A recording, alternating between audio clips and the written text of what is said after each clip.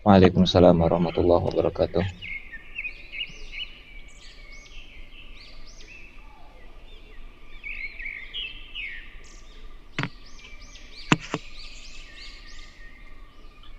Baik, sahabat-sahabat semua, kita ketemu lagi dalam kajian Sahih Bukhari ya. Alhamdulillah Rabbil Alamin, wassalatu wassalamu ala sayyidil mursalin wa ala alihi wa ashabihi wa li baitihi wa dhurriyyatihi ajma'in. Amma ba'du, Allahumma bika asbahna wa bika amsayna wa bika nahya wa bika namutu wa ilaika nusyur. ونسألك خير هذا اليوم خير فيه وبعده ونعوذ بك من شر هذا اليوم شر فيه شر بعده ونسألك يا ربنا أن تدفع البلاء والوباء والفتن والمحن عنا وعن المسلمين وعن جميع المخلوقين آمين يا رب العالمين وصلى الله على سيدنا محمد. Baik, biasanidina dengan sanad-sanad kita dari murid-murid Syekh Yasin, dari guru kita Syekh Khalil Mustafa dan murid-murid Syekh Husain Wasairon Al-Lubnani, murid-murid Syekh Umari yang bersambung sanadnya kepada Imam Al-Bukhari. Qala bab man sa'ala wa huwa qa'imun 'aliman jalisan. Kita sampai di satu bab sebelumnya membahas tentang perjuangan Nabiullah Musa. Nabiullah Musa ini gelarnya Kalimullah, jadi bisa bermuhadasah, bisa berbicara langsung dengan Allah, mendengarkan kalam ilahi yang qadim.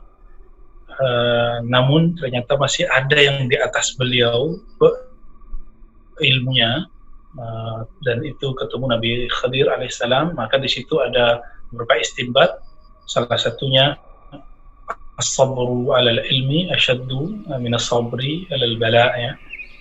Sabar dalam ilmu atau fi talabil ilmi itu lebih berat dari menghadapi wabah bencana hari ini.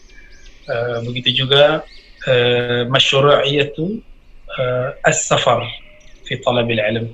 Jadi anjuran, perintah untuk melakukan safar dalam menuntut ilmu. Tapi zaman telah berubah. Di zaman ini menuntut ilmu bisa pakai online begini ya. Maka sebenarnya untuk menjadi kekasih Allah, waliullah juga semudah online ini sebenarnya ya. Karena sudah akhir zaman semuanya Allah mudahkan. Bab man sa'ala wa huwa qa'imun 'aliman jalisan. Siapa yang bertanya, berguru, belajar ya. Tapi ini sebenarnya sa'ala lebih tepatnya bukan berguru ta'lim, tapi lebih kepada istifta, meminta fatwa, jadi mencari fatwa. Dan siapa yang bertanya? Yang bertanya ini wahwa qa'im, yang bertanya dalam keadaan berdiri. Dia bertanya ke siapa? Aliman, kepada orang yang alim. Yang orang alim itu jalisun, ya, jalisan, yaitu dia sedang duduk. Apakah ini boleh dalam adab syariat? Sebenarnya ini pengkhususan dalam thalabul ilmi. Pada dasarnya ini su'ul adab, buruk adab. Tapi Imam Bukhari seakan-akan ingin menjelaskan bahwa ada kok masa boleh seperti ini. Tapi nanti ada ihtimal, ada kemungkinan-kemungkinan orang yang berdiri itu tetap di bawah, sedangkan yang duduk itu di atas kendaraan. Nah, karena nanti kisah hadis ini nanti berkaitan sebagian dengan kisah haji. Nah, Nabi itu kalau haji biasanya di atas kendaraan sambil, misalnya ketika Ramil Jamarat, melempar jamrah, Nabi duduk di atas kendaraan, lalu ada yang bertanya dalam keadaan berdiri.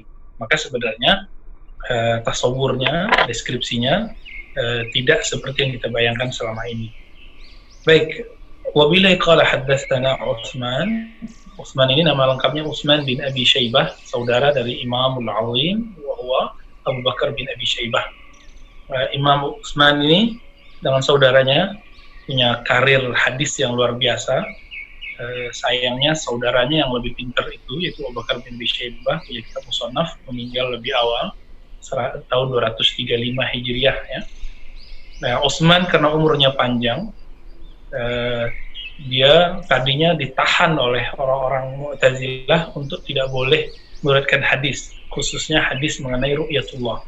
Jadi pembeda abadi antara Ahlus Sunnah dengan Mu'tazilah.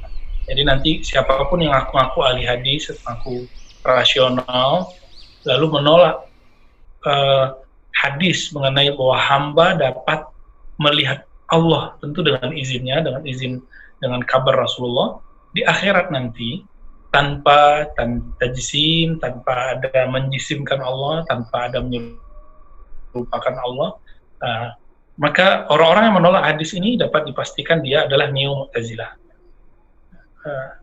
Utsman ini ketika Al-Wasik wafat, lalu digantikan oleh Khalifah Mutawakkil. Mutawakkil berbeda dengan Wasik. Mutawakkil cenderung kepada Imam Ahmad. Mutawakkil kemudian mencari guru-guru hadis. Salah satunya Utsman bin Abi Syaibah, karena dia secara umur lebih tua dari Imam Ahmad sebenarnya, secara perjalanan ya. Tapi secara keilmuan Imam Ahmad jauh di atas beliau. Begitu juga saudara dari Utsman, Abu Bakar bin Syaibah. Nah, beliau wafat tahun 239, 2 tahun sebelum Imam Ahmad ya. Sama berarti dengan Imam Ishaq bin Rahawai. Utsman mengatakan akhbarani Jarir, mereka kepadaku Jarir dari Mansur ya. Mansur ini rivalnya Zuhri dalam keilmuan. Bukan berarti mereka beda faham, tapi mereka beda aliran politik.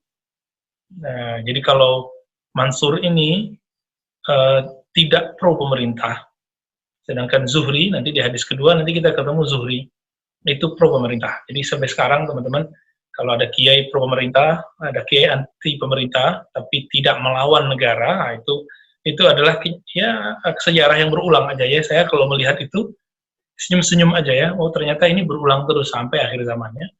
Jadi ini nggak ada kaitannya dengan ahlus sunnah tidak ahlus sunnah. Yang penting dia tidak ngajak berontak gitu. Kalau yang dekat pemerintah dia tidak menjilat. Nah, malah yang menjilat itu pemerintah ke beliau, minta doa apa segala macamnya. An Abi Wa'il an Abi Musa al-Ash'ari qala jaa rajulun ya, dari Abu Musa al-Ash'ari radhiyallahu taala anhu. Abu Musa ini hijrah ke Madinah setelah Hudaybiyah. Hudaybiyah tahun berapa? Tahun 6 ya, berarti beliau tahun ke-7. Jadi setahun sebelum Fatu Mekah, beliau beruntung sekali Abu Musa ini masih sempat menikmati setahun berjuang sebelum Fatu Mekah. Karena orang yang Islam di Fatu Mekah, sahabat ini di bawah statusnya di bawah orang yang hijrah sebelum Fatu Mekah. Oleh karena itu Abu Musa itu tidak sealiran nanti dengan Muawiyah, karena Muawiyah Islamnya Fatu Mekah dan secara suku juga berbeda ya. Jadi memang itu udah stratanya dibedakan dari awal. Meskipun Rasulullah sebenarnya tidak membeda-bedakan, tapi Al-Quran datang mengatakan orang yang Islam sebelum Fatu Mekah berbeda dengan yang setelah Fatu Mekah. Qala Abu Musa radhiyallahu taala anhu berkata, ja'a rajulun, datang seseorang kepada Nabi sallallahu alaihi wasallam, ila Nabi, faqala ya Rasulullah, berkata, wahai Rasulullah, mal qital fi sabilillah. Nah, jadi orang ini datang ingin definisi konkret.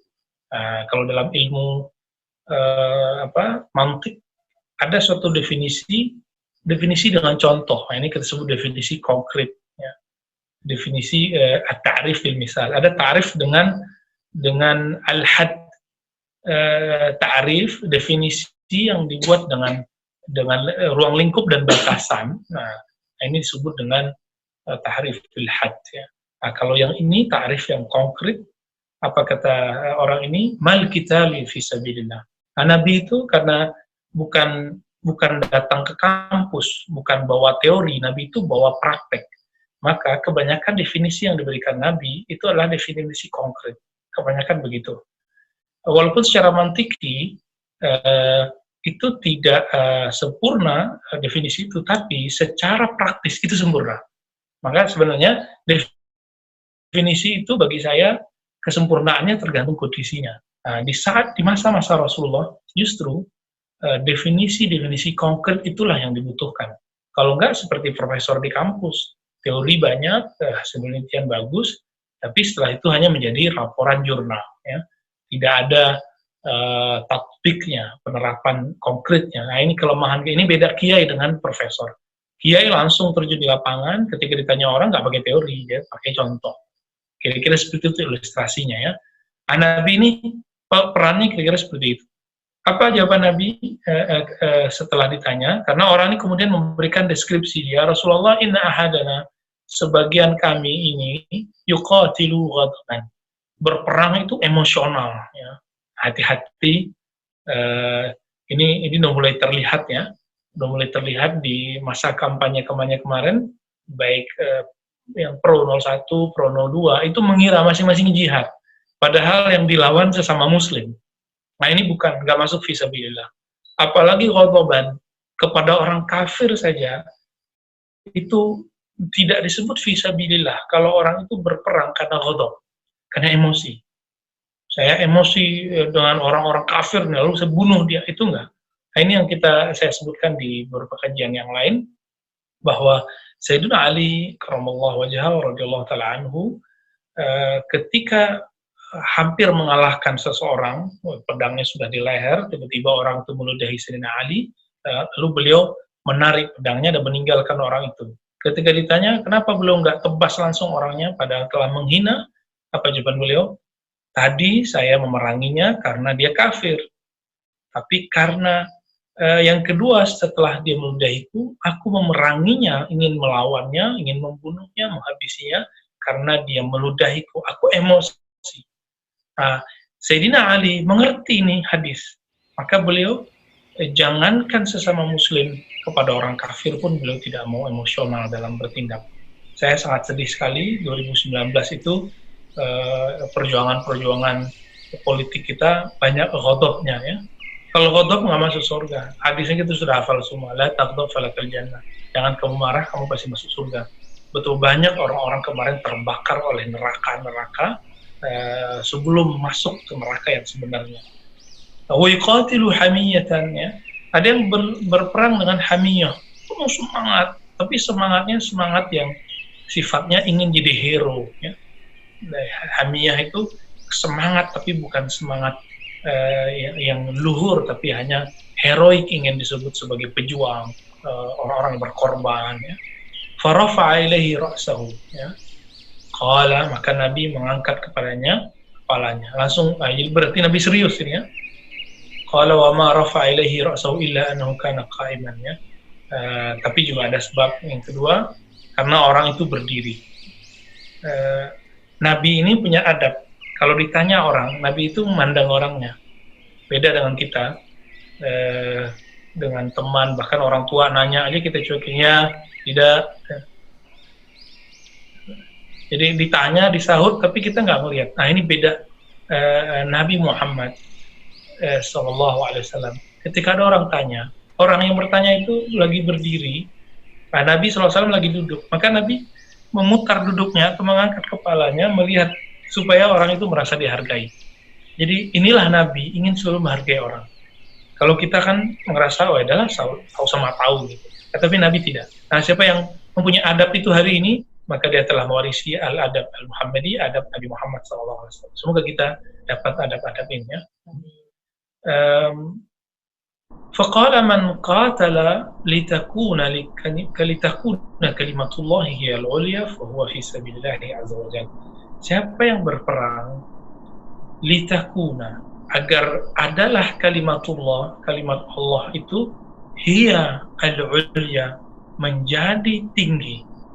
Nah, ini biasanya tarkib begini jarang dipakai, usulnya betul wadih. Jadi Nabi nggak mau orang salah faham, karena bahasa Arab itu memang mudah tapi rumit. Nah, dalam bab ini seperti yang saya sebutkan di awal, Nabi ingin menjelaskan konkret, maka biasanya fa'il yang huwa atau hiya itu dihilangkan. Sebenarnya litakuna kalimatullahi ulya itu sudah cukup misalnya. Tapi sekarang Nabi mengatakan litakuna likalimatullahi hiyal ulya. Nah, siapa yang berjuang fi sabilillah, berdakwah, menulis kajian online ya, ngurusin kajian online ya, nulis tulisan, buat jurnal, ngirim ke sosial media, buat semacam kalimat-kalimat apa diposting di sosmed. Itu teman-teman, sebelum melakukan itu pastikan saya memposting ini karena Allah atau tidak, karena ingin mengangkat nama Allah atau tidak. Hanya yang dimaksud oleh Imam Syafi'i, aku berharap apapun ilmu yang sampai kepada muridku, tidak ada satupun yang dinisbatkan kepadaku, tapi dinisbatkan kepada Allah. Tapi murid yang punya adab, tetap saja karena dia dapat ilmu dari gurunya, dia ingin terima kasih kepada gurunya, ingin disebut syakirin. Jadi ciri orang syakirin bersyukur kepada guru, berterima kasih kepada guru. Maka murid-murid Imam Syafi'i dan mazhab Syafi'iyah, meskipun hari ini mazhab Syafi'iyah sudah banyak melahirkan fatwa-fatwa yang fatwa itu tidak ada di zaman Imam Syafi'i, tapi semuanya mengatakan kami Syafi'iyah. Nah, ini sebenarnya bagian dari untuk menekan ego, saya pintar, saya mujtahid, ya. Nah, ini juga berat. Ini juga fisabilillah. Fahuwa fisabilillahi azza wa jalla. Maka orang ini ketika dia menulis, ketika dia berdakwah, ketika dia berjuang, ketika dia mengajar, ketika dia berperang, nah perang itu adalah ujung dari jihad fisabilillah. Fahuwa fisabilillahi azza wa jalla. Maka dia adalah seorang martir yang siap berkorban karena Allah Ta'ala. Ya, para ahli hadis itu perjuangannya adalah mencari satu hadis di musim panas, musim dingin. Jangan bayangkan di sini di Indonesia kan tidak ada musim dingin. Kita cuma ada kedinginan karena udara sesaat. Tapi di luar negeri, mungkin teman-teman sebagian sudah ada yang ke sana, musim dingin itu betul-betul sangat mencekam juga, ya, menggigil. Bahkan di musim summer pagi-pagi begini, itu tetap dinginnya menusuk ke tulang. Apalagi di musim dingin yang sebenarnya. Nah, Imam Ghazali mewariskan kitab ini kepada kita. Itu setelah mengalami, Imam Bukhari mengalami musim dingin, kena asap dan segala macamnya. Nah, kita beruntung, antum yang join hari ini, pagi ini, cukup buka Zoom, lalu ya di Zoom-nya sudah ada PDF-nya, teksnya, Masya Allah, ya. Betapa mudahnya hari ini belajar hadis. Kita nggak ngomong jadi ahli hadis, belajar hadis saja dulu, ya. Ngomong jadi ahli hadis, itu perjalanan panjang, ya. Baik. Jadi, apa definisi jihad fisabilillah? Bukan orang yang emosional, ya, dikit-dikit emosi. Emosi itu kadang-kadang oleh setan. Setan ini karena juga pintar menyebut-nyebut nama Allah, karena pimpinannya setan iblis itu ketika berdoa tetap mengatakan bi'izzatika, dengan izzahmu ya Allah. Maka kalimat-kalimat izzah itu kalau diturunkan salah satunya Allahu Akbar. Tapi Allahu Akbar itu simbolnya orang-orang jihad. Nah, Allahu Akbar ini kemudian dikamuflase oleh setan untuk membalut emosi orang-orang yang sebenarnya batinnya ini setan. Batinnya ini emosional. Tapi kemudian dibalut dengan kalimat-kalimat suci. Ini yang kita sebut ya gimmick-gimmick, ya, semacam hanya pemanis berterlihat ini jihad fisabilillah. Dan itu telah terjadi di zaman Rasulullah, telah terjadi di zaman sahabat. Pertanyaan ini ada karena emang dia waqi, dia emang sudah terjadi di zaman Rasulullah. Hati-hati, Nabi betul-betul detail sekali, konkret menjelaskannya. Jadi kalau kita berjuang, saya berjuang, antum berjuang, Anda berjuang, perjuangannya bisa lewat video, bisa lewat tulisan, bisa lewat dakwah, bisa lewat kalau tajir membantu orang yang dakwah, kalau punya kendaraan bantu pergerakan dakwah, kalau punya waktu, punya badan, punya ilmu, habiskan itu untuk fisabilillah. Bukan karena aku ingin ulia, bukan karena aku ingin nonjol, bukan karena ingin disebut, tapi karena ingin kalimatullah yang ula. Inilah sebenarnya konsep yang disebut larut asik masuk dalam kalimat Allah. Nah, maka orang kalau sudah menemukan ini, dia nggak ditampilkan logonya, nggak masalah. Ya. Mohon maaf ya, ini betul-betul ujian bagi kita semua, pergerakan baik di Jakarta, di Bandung, di Riau, di Padang, di mana-mana ini ya, atau Kalimantan, Sulawesi, itu beberapa kelompok ahlu sunnah ini bergabung cuma karena ada satu persoalan, ya, tidak, ustadznya tidak dimunculkan, logonya tidak muncul, kemudian terjadi bentrok. Saya berharap ini diperbaiki lagi, ya. Kalau ini terjadi dimanapun, ini terjadi tidak hanya di satu tempat, ya. Saya melihat di banyak tempat. Normal, ya, secara syaitani normal, secara karakter setan itu normal. Tapi kalau karakter mujahid fisabilillah itu tidak normal. Nah, ini kita tegaskan, ya. Sama misalnya saya punya channel misal, ya, saya udah capek-capek nih ngerekam, tahu-tahu rekamannya ya diambil sama orang. Kalau nggak mau diambil sama orang, downloadnya itu di-cut aja, ya. Ngapain kemudian kalau dibuka dibolehkan orang mendownload, lalu ketika di-download kita marah. Tapi saya harap kalau ada di antara teman-teman yang suka ngambil-ngambil video dari orang, seperti kata Imam Syafi'i tadi, aku kalau ngajari sesuatu, aku tidak ingin ilmu itu dinisbatkan kepadaku, dihubungkan, dianggap dari Syafi'i, enggak. Tapi sebagai murid, sebagai orang yang ngambil ilmu, maka kita punya adab. Apa adab kita? Kita sebut ilmu itu dari Syafi'i. Kalau kita motong video orang, kita ngambil video orang, sebut, tulis logo yang kita ambil. Apa itu? Aku, kami, channel ini berterima kasih kepada channel si Anu, tim si Anu, gitu. Kalau enggak, kita enggak akan termasuk kepada orang yang bersyukur kepada Allah.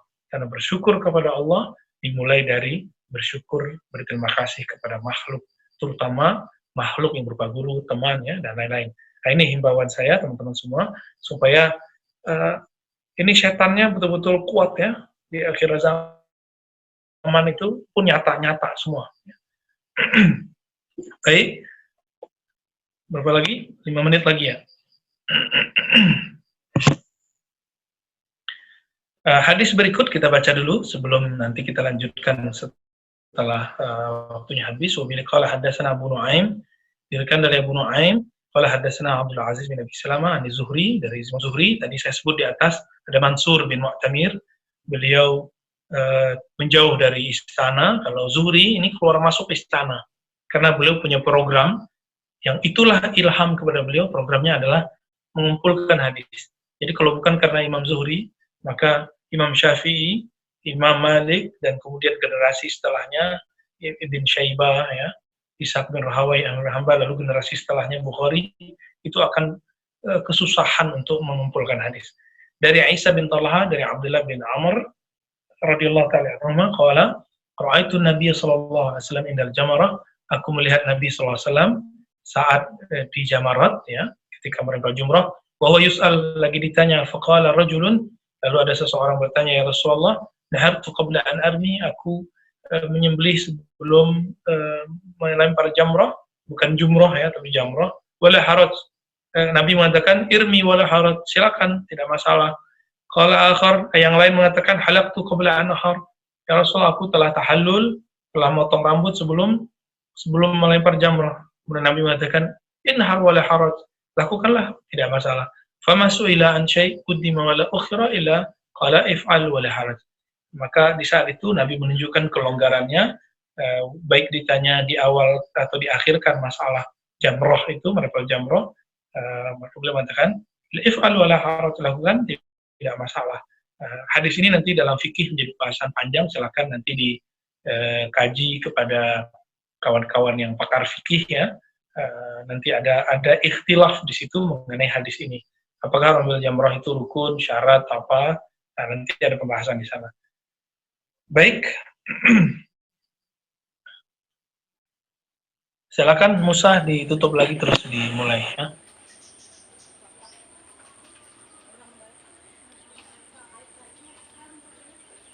Kalau nggak putus lanjut. 4 menit mungkin, 4 menit lagi. Oke.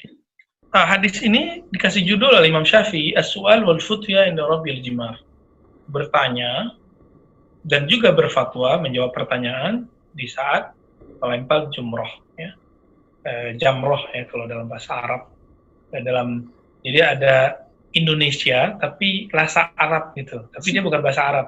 Contohnya nggak muhrim, padahal maksudnya tidak mahram.